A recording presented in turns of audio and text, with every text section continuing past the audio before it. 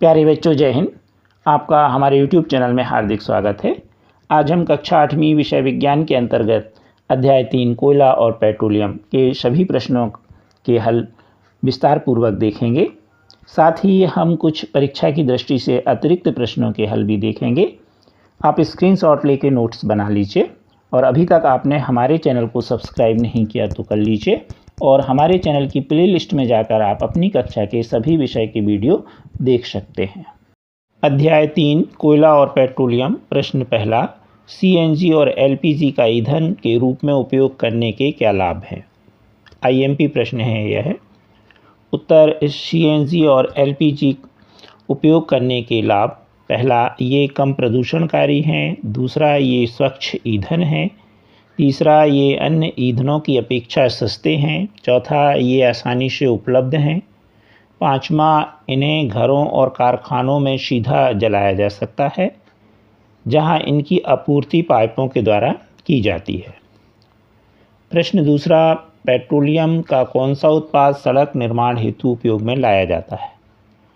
तो पेट्रोलियम की प्रभाजी आसवन से कई जो उत्पाद उत्पन्न होते हैं, उनमें से सड़क निर्माण हेतु पेट्रोलियम का उत्पाद बिटुमनी का उपयोग जो है वह सड़क उत्पाद में किया जाता है।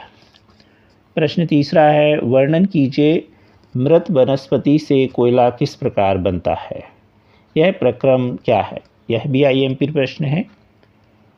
तो कोयला जो है हमें ज़मीन के अंदर से प्राप्त होता है। किसी प्राकृतिक आपदा, बाढ़ या भूकंप से प्राकृतिक प्रक्रमों के कारण वन मृदा के नीचे दब जाते हैं, यानी जो पेड़ हैं वो क्या होते हैं, गिर जाते हैं और धीरे धीरे बाढ़ या भूकंप के द्वारा, और ये धीरे धीरे क्या होते हैं, ज़मीन के नीचे दब जाते। मृदा यानी ज़मीन। इनके ऊपर मृदा जम जाने के कारण ये संपीड़ित हो जाते हैं। जैसे जैसे ये गहरे होते जाते इनका ताप भी बढ़ता जाता है। तो ये धीरे धीरे मिट्टी के अंदर चले जाते हैं। बहुत अंदर जाने पर इनका संपीड़न हो जाता है और पृथ्वी के अंदर तापमान अधिक है, इस प्रकार ताप भी बढ़ जाता है। उच्च ताप और उच्च दाब के कारण पृथ्वी के अंदर मृत पेड़ पौधे धीरे धीरे कोयले में परिवर्तित हो जाते हैं। कोयले में मुख्य रूप से कार्बन होता है। यह प्रक्रम कार्बनीकरण कहलाता है।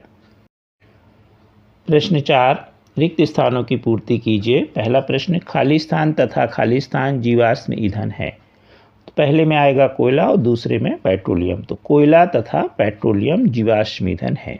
दूसरा है, पेट्रोलियम के विभिन्न संगठकों को पृथक करने का प्रक्रम खाली स्थान कहलाता है। तो इसमें आएगा परिष्करण या फिर प्रभाजीकरण, दोनों सही हैं, तो जो आपको भरना हो। तीसरा, वाहनों के लिए सबसे कम प्रदूषक ईंधन खाली स्थान। तो वाहनों के लिए सबसे कम प्रदूषक यानी अच्छा ईंधन क्या है? सीएनजी, प्राकृतिक गैसें। प्रश्न 5वां, निम्नलिखित कथनों के सामने सत्य या असत्य लिखिए। पहला, जीवाश्म ईंधन प्रयोगशाला में बनाए जा सकते हैं। तो यह नहीं बनाए जा सकते, इसलिए यह क्या है? असत्य। दूसरा, पेट्रोल की अपेक्षा सीएनजी अधिक प्रदूषक है। तो ये भी क्या है? असत्य। इसके ऊपर आपने वाले प्रश्न में पढ़ा कि ये कैसा है? सबसे अच्छा ईंधन, इसमें कम प्रदूषक होते हैं। तीसरा, कोक कार्बन का लगभग शुद्ध रूप है। तो यह क्या है? सत्य है। चौथा, कोल तार विभिन्न पदार्थों का मिश्रण है। तो यह भी सत्य है। पाँचवा, मिट्टी का तेल एक जीवाश्म ईंधन नहीं है। तो यह जीवाश्म ईंधन है, क्योंकि पेट्रोलियम का ये प्रभाज है, तो इसलिए यह जो है असत्य है। प्रश्न 6वां, समझाइए जीवाश्म ईंधन समाप्त होने वाले प्राकृतिक संसाधन क्यों हैं? तो जीवाश्म ईंधन समाप्त होने वाले संसाधन हैं क्योंकि इनके बनने में मृत जीवों को ईंधन में परिवर्तित होने के लिए लाखों वर्ष लगते हैं और उपलब्ध भंडार सीमित हैं, तो धीरे धीरे क्या हो जाएंगे? खत्म हो जाएंगे। इसलिए जीवाश्म ईंधन समाप्त होने वाले प्राकृतिक संसाधन हैं। प्रश्न 7वां, कोक के अभिलक्षणों और उपयोगों का वर्णन कीजिए। तो यह भी आईएमपी है। तो कोक के अभिलक्षण: कोक एक कठोर, सरंध्र और काला पदार्थ है। यह कार्बन का लगभग शुद्ध रूप है। इसका उपयोग इस्पात के औद्योगिक निर्माण और बहुत से धातुओं के निष्कर्षण में किया जाता है। आप अपनी कक्षा से संबंधित सभी वीडियो देखने के लिए वीडियो के नीचे यहाँ पर सब्सक्राइब कर दीजिए और हमारे चैनल गणित SKD में आप टच कर दीजिए। जैसे ही आप टच करेंगे तो हमारा चैनल इस तरह खुल जाएगा। अब यहाँ पर आप प्लेलिस्ट में आपको दिख रहा है, यहाँ पर आप टच कर दीजिए तो अब आपके सामने प्लेलिस्ट आ जाएगी। मान लीजिए आपको 8वीं गणित के वीडियो देखना है तो यहाँ पर आप टच कर दीजिए और इस तरह आपके 8वीं गणित के वीडियो आ जाएंगे। अब हमें अध्याय 2 में प्रश्नावली 2.1 का वीडियो देखना है तो इसमें हम टच कर देंगे और यह वीडियो कुछ इस तरह से खुल जाएगा। यदि कोई प्रश्न 8वां, पेट्रोलियम निर्माण के प्रक्रम को समझाइए। यह IMP प्रश्न है। जिस तरह कोयले का निर्माण वनस्पति से हुआ है, इसी तरह पेट्रोलियम का निर्माण समुद्र में रहने वाले जीवों से हुआ है। प्राकृतिक आपदा, भूकंप या सुनामी आने के कारण जब ये जीव मृत हुए तो इनके शरीर समुद्र तल में जाकर बैठ गए, यानी समुद्र में रहने वाले सारे जीव क्या हुए, भूकंप या सुनामी में वो थल में आ गए, यानी ऊपर आ गए, पानी के बाहर निकल गए और मर गए और धीरे धीरे ये क्या हुए, समुद्र में जो मिट्टी है उसके नीचे दबते गए और रेत तथा मिट्टी की तह द्वारा ढक गए। लाखों वर्षों के बाद वायु की अनुपस्थिति में उच्च ताप और दाब के कारण मृत जीव पेट्रोलियम और प्राकृतिक गैस में परिवर्तित हो गए।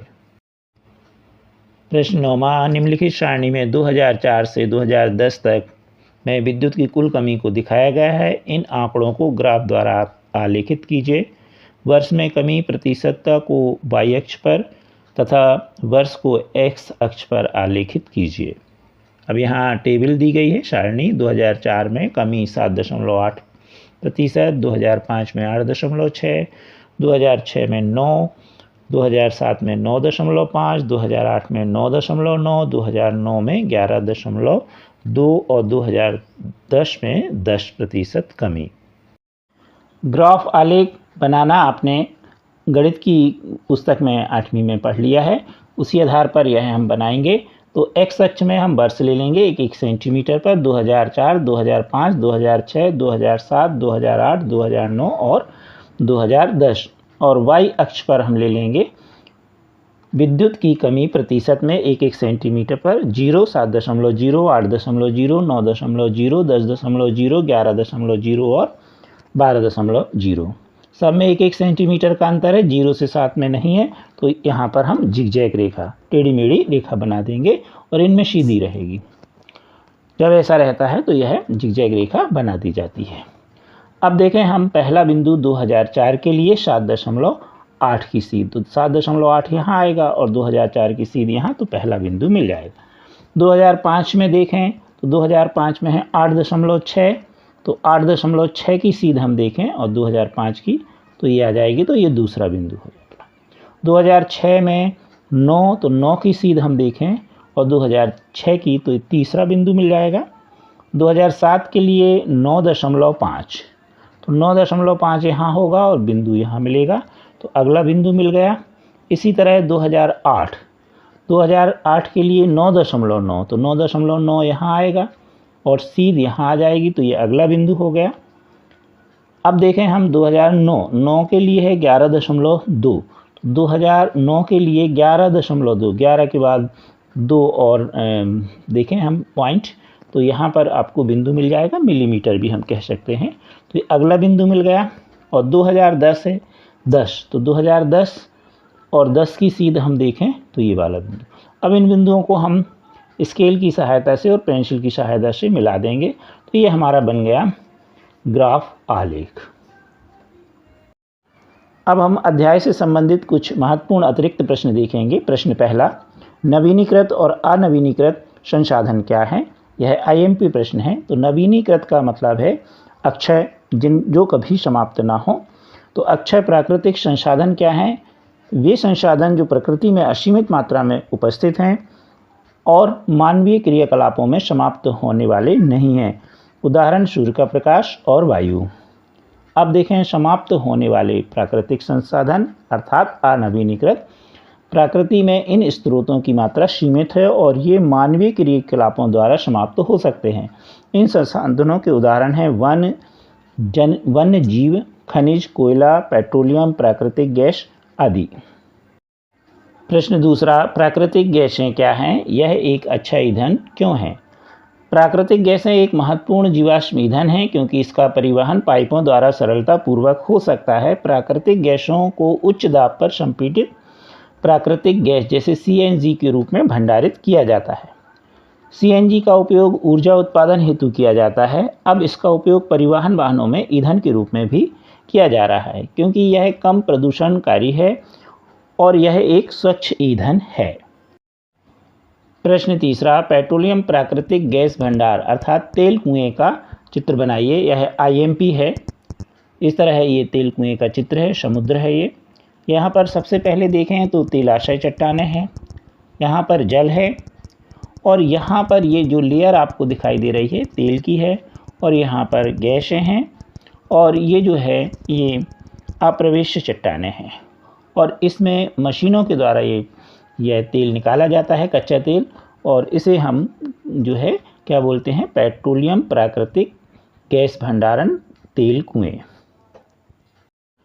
प्रश्न 4, पीसीआरए वाहन चलाते समय कौन कौन सी सावधानियां रखने की सलाह देता है? यह आईएमपी प्रश्न है। भारत में पेट्रोलियम संरक्षण अनुसंधान संघ को शॉर्ट फॉर्म में पीसीआरए कहते हैं। यह लोगों को सलाह देती है कि गाड़ी चलाते समय किस प्रकार पेट्रोल या डीजल बचाएं। पहला, जहां तक हो संभव हो गाड़ी समान चाल और मध्यम गति से चलाएं, न बहुत तेज और न बहुत कम चाल से। दूसरा है यातायात लाइटों पर अथवा जहां आपको प्रतीक्षा करनी हो वहां गाड़ी का इंजन बंद कर दीजिए। अगला है टायरों का दाब सही रखें।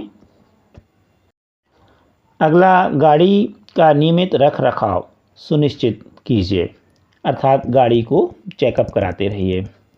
प्रश्न 5वां, पेट्रोलियम के विभिन्न संगठन और उनके उपयोग लिखिए। यह भी आईएमपी है। तो सबसे पहले जो कच्चा तेल निकाला जाता है उससे पेट्रोलियम के प्रभाज निकाले जाते हैं घटक, वो कुछ इस प्रकार से हैं। तो पेट्रोलियम के संगठन में द्रवित पेट्रोलियम गैस प्राप्त होती है जिसे हम एलपीजी कहते हैं। इसका उपयोग जो आप घरों में गैस खाना बनाने के लिए उपयोग करते हैं उसमें होता है, घरों और उद्योगों में ईंधन के रूप में। अगला है पेट्रोल। इसका उपयोग मोटर ईंधन, शुष्क धुलाई के लिए विलायक के रूप में। मिट्टी का तेल स्टोव, लैंप और जेट वायुयानों के लिए ईंधन में होता है। डीजल भारी मोटर वाहनों और विद्युत जनरेटरों के लिए होता है। स्नेहक तेल, ग्रीस वगैरह स्नेहन में। पैराफिन, मोम, मरहम, मोमबत्ती, वैसलीन आदि में। और बिटुमिन, इसका उपयोग पेंट और सड़क निर्माण में होता है।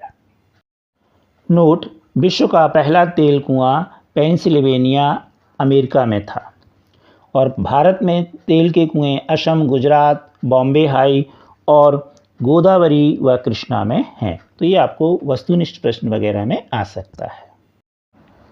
कृपया हमारे वीडियो को लाइक एवं शेयर अवश्य कीजिए और अभी तक आपने हमारे चैनल को सब्सक्राइब नहीं किया तो कर लीजिए। Thank you.